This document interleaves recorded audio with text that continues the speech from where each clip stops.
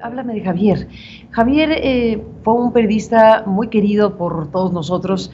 También los periodistas internacionales tenían en Javier ese gran referente. Él era un referente obligado para hablar de Sinaloa, para hablar de México. Cuando un periodista internacional quería saber qué pasaba en México, obviamente tenía que saber qué pasaba en Sinaloa.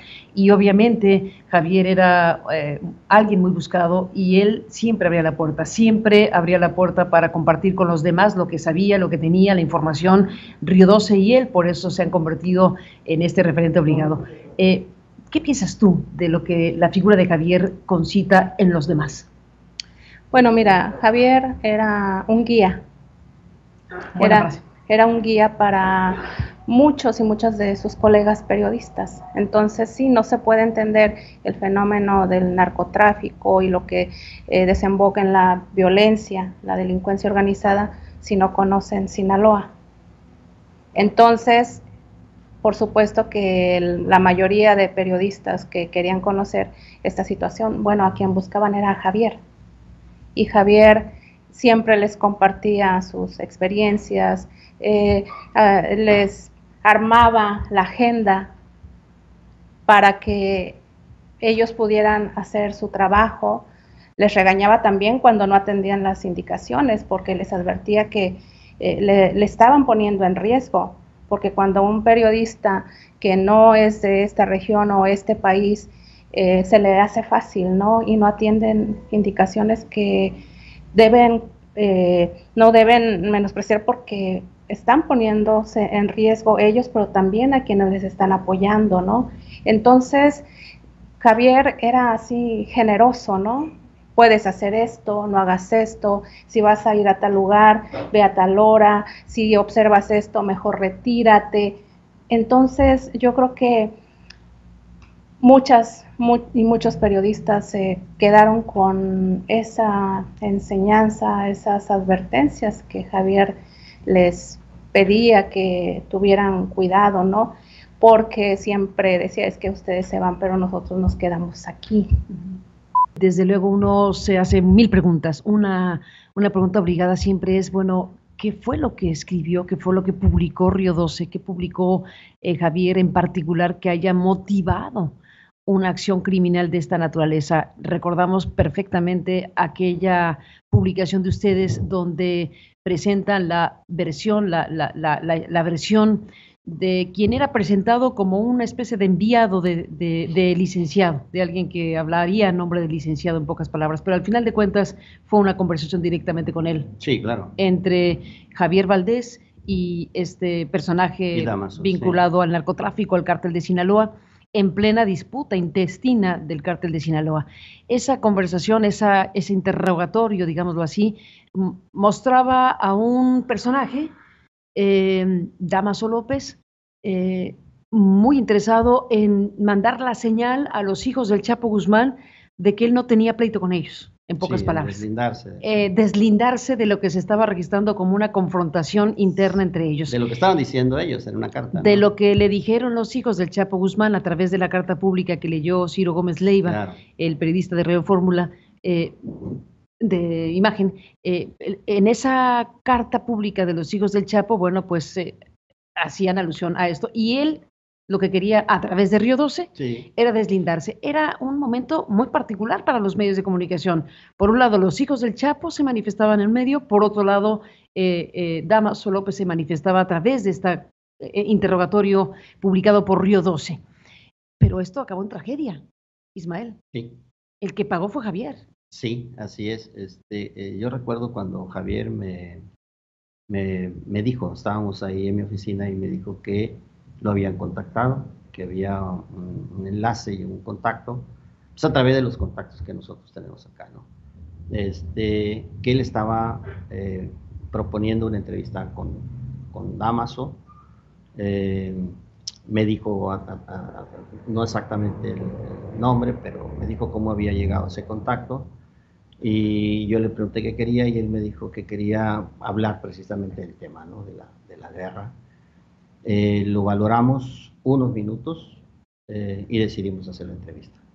Me dijo cómo la iba a hacer, a través de qué mecanismo. La entrevista fue a través de un teléfono celular, pero sin duda era él el que estaba al teléfono. Damaso. Damaso, sí.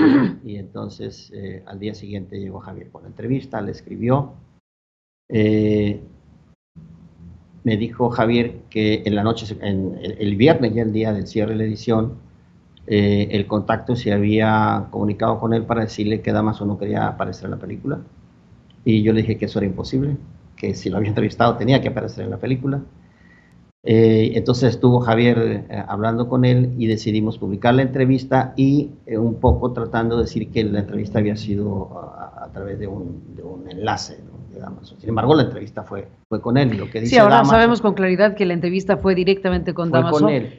Se presentó como alguien que hablaba a nombre de, sí, pero en el fondo era él. Era él. De esa manera resolvimos editorialmente el asunto. Entonces, lo que decía centralmente en la entrevista este tipo era que él no tenía pleito con los Chapitos, que mucho menos tenía pleito con Ismael Zambada, que él respetaba mucho a Ismael Zambada y respetaba mucho a Joaquín Guzmán, el Chapo, que ya estaba preso y extraditado, y que incluso esas diferencias que tenía con los hijos del Chapo podían arreglarse con un café. Mira, efectivamente tenemos elementos importantes que nos permiten señalar que fue el crimen organizado, los autores intelectuales de este crimen. Efectivamente todavía tenemos que continuar trabajando y desahogando diversas pruebas que nos permitan sustentar una acusación personal, porque como ustedes saben, en el derecho penal hay una responsabilidad penal individual. Tenemos que acusar a una persona que sea responsable de estos hechos. Estamos trabajando en este proceso para poder sustentar con evidencia esta afirmación. En este momento la línea de investigación nos lleva hacia allá y seguimos trabajando en esa lógica y no descansaremos hasta tener todas las pruebas que nos permitan hacer esta acusación de manera sustentada en evidencia que permita sostener un caso ante una autoridad judicial. Sí, pero a ver, fiscal, pero crimen organizado es muy general. Según los testimonios que tienes, ¿para quién trabajaba esta célula? Bueno, esta célula trabajaba con la gente que tiene su base en El Dorado, en la población del Dorado, y que nos permite señalar que una línea de investigación, o la línea de investigación más fuerte en esta materia es seguir el grupo que lideraba Damaso López. En esa lógica estamos trabajando. Es muy adelantado en este momento hacer una acusación formal en contra de una sola persona. Sin embargo, la línea de investigación nos lleva hacia El Dorado y ahí el contexto nos señala que es este grupo de la delincuencia organizada. Ricardo Sánchez Pérez del Pozo, como titular de la FEADLE, bueno, has dicho este nombre que identifica precisamente a esta parte del cártel de Sinaloa que se confrontó, que se enfrentó a partir precisamente de la disputa de poder, se entiende, en este poderoso cártel de origen mexicano, y que ahora se encuentra el mismo en proceso judicial. A estas alturas de la investigación, ¿han tenido algún tipo de testimonio de su parte? ¿Han tomado declaración del personaje? ¿Han solicitado ya colaboración directa con quien resguarda con quien está bajo custodia de este personaje? Mira, en estas alturas de la investigación, en este momento procesal, sería aventurado de mi parte dar una respuesta en ese sentido. Lo que te puedo decir es que hay una estrategia de investigación, hay un plan de trabajo a futuro en el cual se deberán de considerar y se consideran todos estos elementos que tú has señalado. Lo haremos este tipo de actos cuando sea adecuadamente responsable hacerlo. Y en esa es la información que te puedo dar. Estamos en una investigación todavía abierta que no podemos dar detalles específicos de este tipo de situaciones. Has dicho, fiscal, que dentro de las investigaciones una parte importante tiene que ver con la tarea periodística de Javier, desde luego, ese es el gran tema, lo publicado a lo largo del año previo a su asesinato. Te pregunto, fiscal, si la pieza principal periodística de la investigación para efectos prácticos es aquella entrevista o conversación que se sostuvo entre Javier Cárdenas Valdés y el licenciado Damaso López, publicada por Río 12? Mira, es muy aventurado hablar de una sola pieza periodística que nos pudiera haber llevado a la causa de los hechos. Es la teoría de la Fiscalía y del análisis de contexto, que es una serie que debemos de analizar y ver la continuidad de las notas, tanto de Río 12 como de La Jornada, para poder hacer esta afirmación. Es una serie de eventos, es una serie de notas, es una serie de mensajes que se van presentando a lo largo del tiempo, durante varios meses, que llevan al desenlace del 15 de mayo de 2017. Efectivamente, esta nota es una nota trascendental para nosotros, es una pieza muy importante en este rompecabezas periodístico y en este rompecabezas criminal, pero no es la única cosa que se ha tomado en consideración. Como dices, en efecto, del 3 al 5 de mayo nos reunimos en Lima y bueno, a mí me tocó hablar sobre el desarrollo del periodismo mexicano, la cobertura de crimen organizado y la indefensión y los ataques. Y a partir de, digamos, de mi exposición, una relatoría, diría, de la situación de violencia, impunidad e indefensión en el que se ejerce el periodismo en México, fue que, digamos, se llegó al consenso, a dos consensos importantes. Uno, hacer un pronunciamiento para exigir un llamado urgente a las autoridades mexicanas para poner en práctica mecanismos efectivos, reales, que atajen de una buena vez por todas las agresiones a los medios y a los periodistas en individual.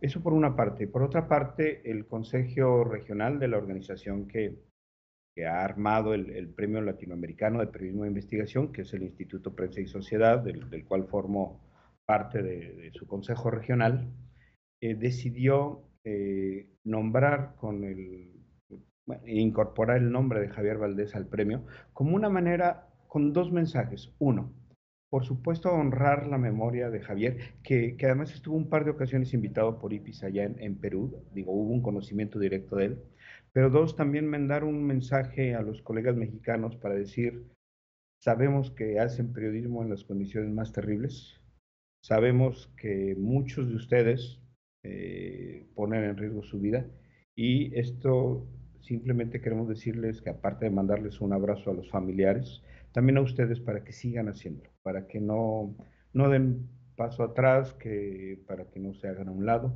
y para que no claudiquen en lo que debemos hacer, que es importantísimo, bueno, informar a la sociedad, a la gente de lo que debe estar informada.